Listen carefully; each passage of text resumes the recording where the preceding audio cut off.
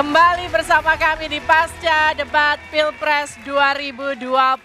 Masih bersama saya Liviana Charlisa dan ada sejumlah narasumber. Saya kembali perkenalkan ada Zulfikar Amir dari juru bicara Timnas Anies Muhaimin. Tepuk tangan dulu. Ada juga Bobi Adityo Rizaldi dari tim kampanye nasional Prabowo Gibran. Ada Islah Bahrawi dari tim sukses Ganjar Mahfud.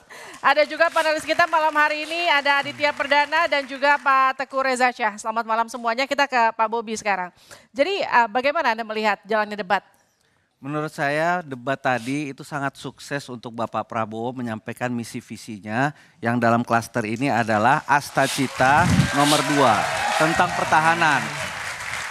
Jadi banyak sekali istilah-istilah yang mungkin tidak hanya dimengerti hanya secara tidak komplit bahwa pertahanan itu hanya militer. Tapi dalam tadi disampaikan bahwa ini banyak keterkaitannya dengan ekonomi. Ekonomi biru, ekonomi hijau, bagaimana hilirisasi. Karena semuanya itu adalah memastikan kita bisa berdaulat, mengeksplorasi, mampu mewujudkan kemandirian. Tapi kalau wilayah kita utuh. Nah wilayah utuh ini salah satunya dengan jaga dengan militer yang kuat. Jadi militer itu hanya satu bagian dari pertahanan. Dan kenapa saya mengatakan ini sangat sukses? Karena kita lihat dari paslon-paslon yang lain, sebuah debat yang bagus itu adalah memastikan atribut dan programatik. Nah, gagasan-gagasan itu adalah diperdebatkan programatiknya. Tapi saya lihat mereka juga tidak bisa membicarakan bahwa program ini kurang. Yang ada yang diserang adalah atributnya. Atribut itu adalah yang melekat di dalam diri. Apakah itu bisa dipercaya, leadership, karakter, dan misalkan yang disampaikan data-data tadi, itu juga kita lihat datanya sumir semua. Dikatakan tidak transparan. Apa buktinya tidak transparan? Karena dalam transparansi pembelian alutsista misalkan itu ada 8 titik pengawasan. Mulai dari Bappenasnya, ada DPR-nya, ada BPK-nya, ada Irjennya, ada BPKP-nya, ada Bea Cukai, ada KKIP. Jadi semua yang dibilang, ini saya punya data. Datanya data yang mana? Jadi programatiknya itu tidak bisa diserang. Nanti kita akan bahas soal data. Baik, saya sekarang ke Pak Islah. Pak Islah, bagaimana tadi Anda melihat debat itu?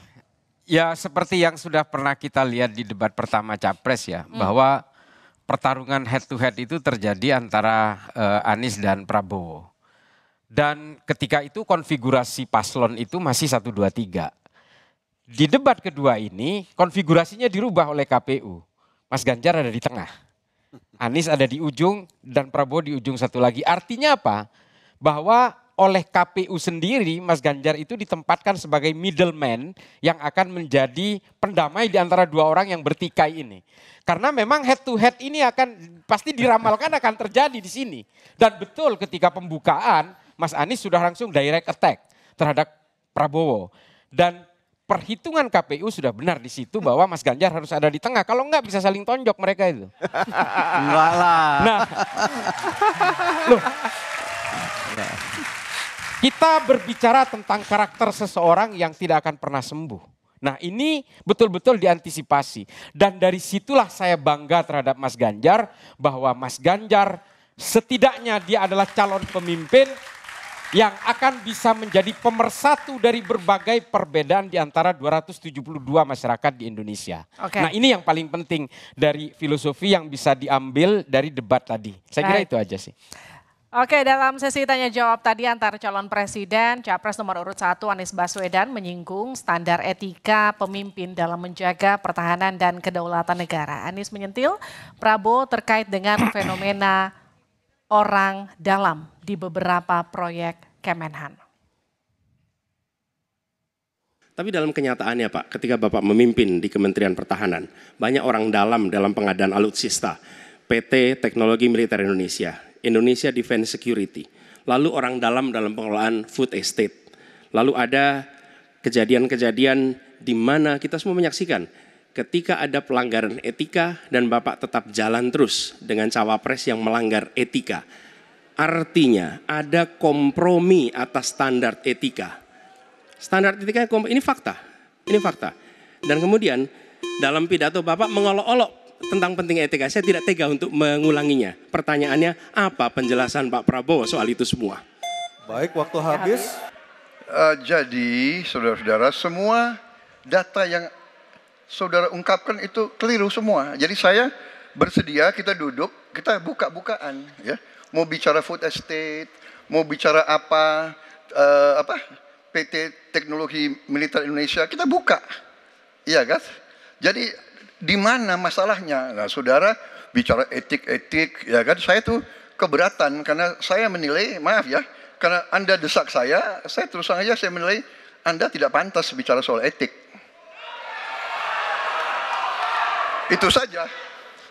Saya merasa bahwa Anda itu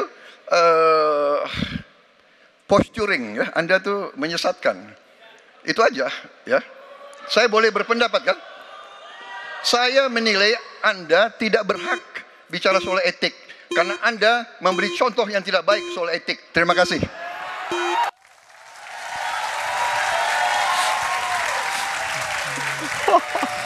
Itu tadi kalau kita lihat memang panas. Itu yang tadi sempat disinggung oleh Pak Islah. Jadi kalau kita bicara soal etik tadi yang Pak Prabowo juga sempat kemukakan ke Pak Anies, pertanyaannya untuk ke Mas Zulfikar. Ya.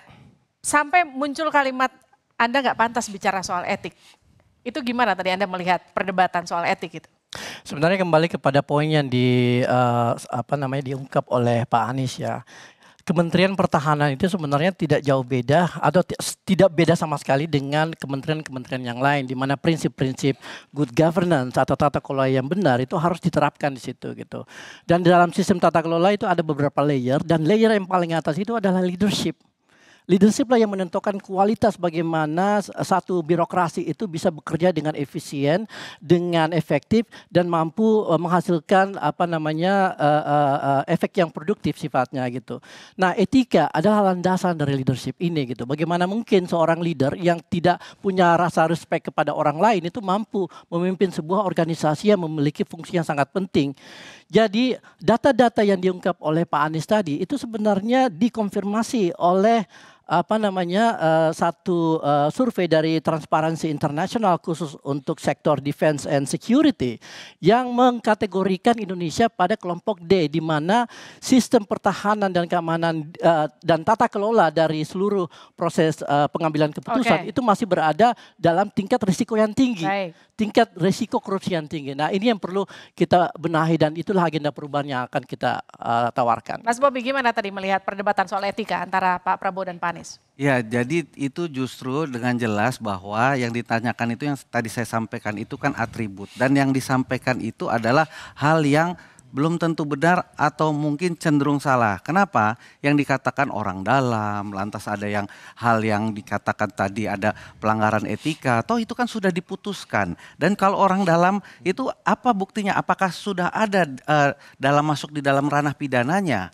Apakah sudah masuk ada pelanggaran hukumnya? Apakah itu ada kesalahan? Dan kalau misalkan tadi yang disampaikan itu ada dari luar negeri, apakah bagaimana pandangannya terhadap transparansi atau yang tadi disampaikan, kita kan punya lembaga negara, instrumen pengawasan yang punya negara Indonesia. Apa itu? BPK. BPK melakukan audit setiap tahunnya. Dan di situ apa yang disampaikan, yang tadi dikatakan beliau adalah sebagai posturing, itu adalah hal yang dugaan yang apa dasarnya. Dan oleh karenanya yang saya tadi kita sama-sama lihat, beliau tidak ingin memperpanjang dan tidak ingin mempermalukan.